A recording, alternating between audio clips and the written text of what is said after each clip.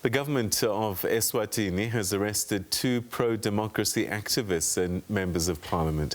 The state has charged Bacede, Mabuza and Mthandeni, Dube with terrorism, but it has refuted claims that their detention is politically motivated. The 2 have been calling for political and democratic reform in the kingdom. After the recent unrest that left a trail of destruction, members of parliament Mthandeni, Dube and Bacede, Mabuza were arrested. They were charged with terrorism and defying COVID-19 regulations. The arrests of the 2 members of parliament is not for political reasons or for their political views. The freedom of expression in this country is protected by the Constitution, which was a result of nationwide consultations. As the Prime Minister clearly articulated in Parliament on Wednesday, what is not protected, though, are threats of violence, intimidation and incitement that puts the lives of people in danger, as we did see in the past weeks, where lives were lost and property severely damaged.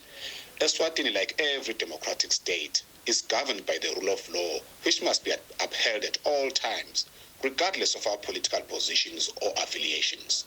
Dlamini is adamant the 2 will get a fair trial, but he declined to comment on the merits of the case. The 2 arrested MPs appeared in court for a bail application.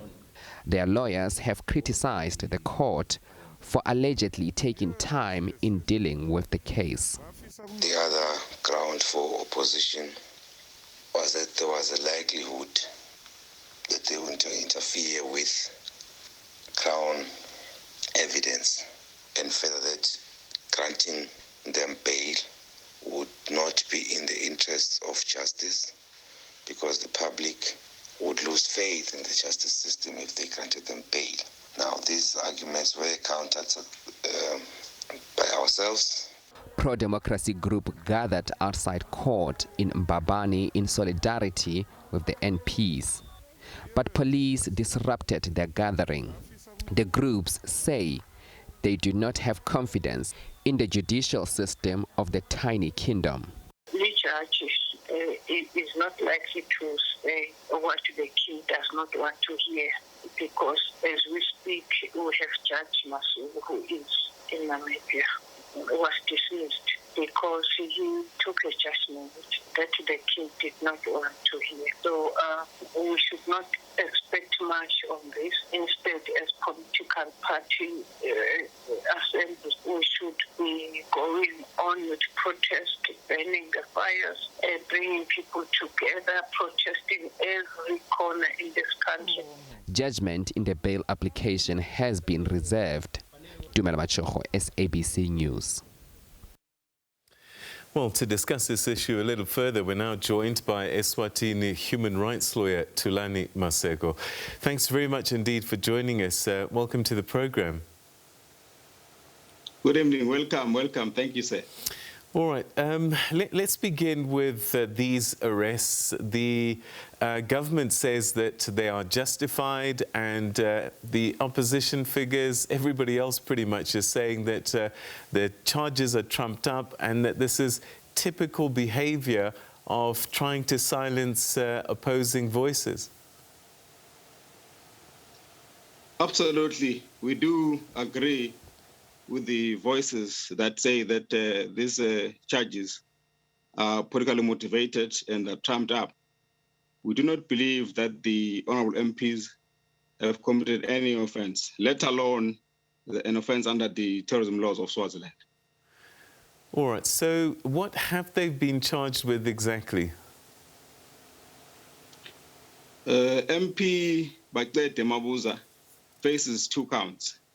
1 count under the COVID regulations, and another count under the terrorism law of Swaziland.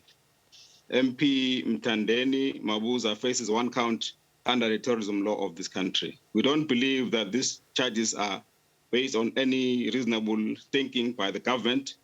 They are meant to silence them from continuing the call for the turning of the country into democracy. When they say terrorism, what is it that they have done, supposedly, that the government is stating is terrorist activity? That is where the problem is, as I understand, because in order for one to face a charge under the Terrorism Act, you must have committed an act of terror. Even though the definition of an act of terror in the Act is quite wide, there is nothing to suggest that these two MPs did, in fact, commit any act of terror as understood in the context of the Act. All right. So,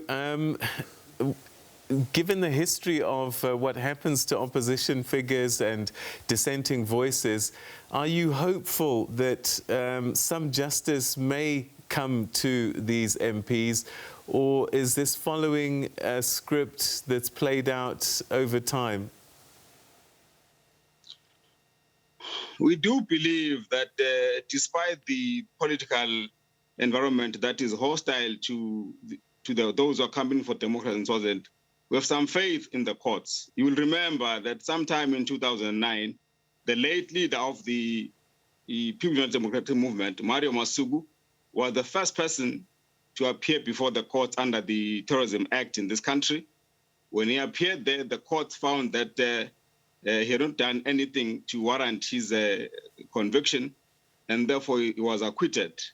Over the years, many of those who are campaigning for democracy have been set free, in our courts. I was saying, Peter, that let the world remember that Mario Masugu, the late president of Pudemo, was the first person to face a charge under the terrorism law, and fate on our side. He was acquitted because the court found that there was no basis for him to be arrested and prosecuted under the Act.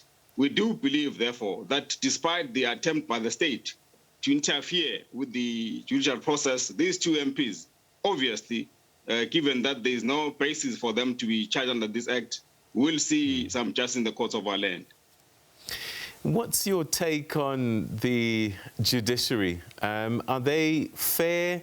There are fears sometimes that, some decisions that should go with people don't go, partly because there could be some political interference. Is the judiciary free in Eswatini? Of course, Peter, I think we need to locate the judiciary within the context of the Swazi politics. The fundamental problem in this country is that His Majesty, the King, commands supreme authority under, a dispensation where we are told the Constitution is the supreme law. There is therefore the concern that the judiciary, the way that the judges are appointed, compromises their independence. There is a perception that at the moment, many of the judges of our courts, can apply themselves fairly and independently on matters before them. But there have been, cases where 2 or 3 judges have applied themselves on the law and the facts before them, and the justice has prevailed. We don't see why, in this case, the 2 MPs must be, compromised and be denied bail when the matter comes for determination by Head Leadership Judge Lamini, as she said she will hand down judgment in due course.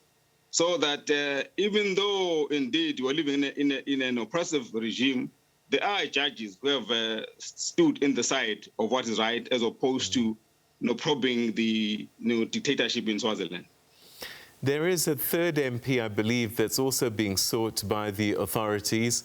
The longer this person is on the run or at large, does that complicate their situation?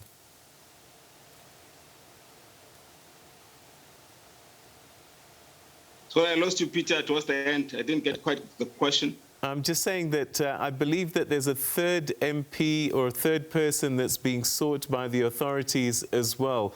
How much do you know about that? Well, I am aware that MP Mduduzi Simelane is said to be an MP who is wanted by the police. You will remember, Peter, that the warrants of arrest against the 3 MPs, as we understand, were issued on the 8th of July of this year. We don't quite understand why it took them so long to effect those warrants against the 3 MPs. As we understand, MP Simelane, until the time when it is said that is now run away from the law, has not been served with the warrant of arrest. Neither had he been served with a charge sheet. So we don't quite understand why it is being suggested that it is running away from the law. But we know that on yesterday, when the matter came before Judge Lamini, the state was arguing that he's a fugitive from justice. And it was argued that the two MPs who are in custody, if granted bail, will also abscond, the jurisdiction of our country. We're yet to see, whether or not MP Simelane will appear before the courts, or because of fear of persecution, as we understand they're being persecuted, will decide not to appear before the courts. I think the decision is for him to make, and we understand if he doesn't appear before the courts, because obviously justice must seem to be done. At this moment, people doubt if he comes back, we will see justice in our courts.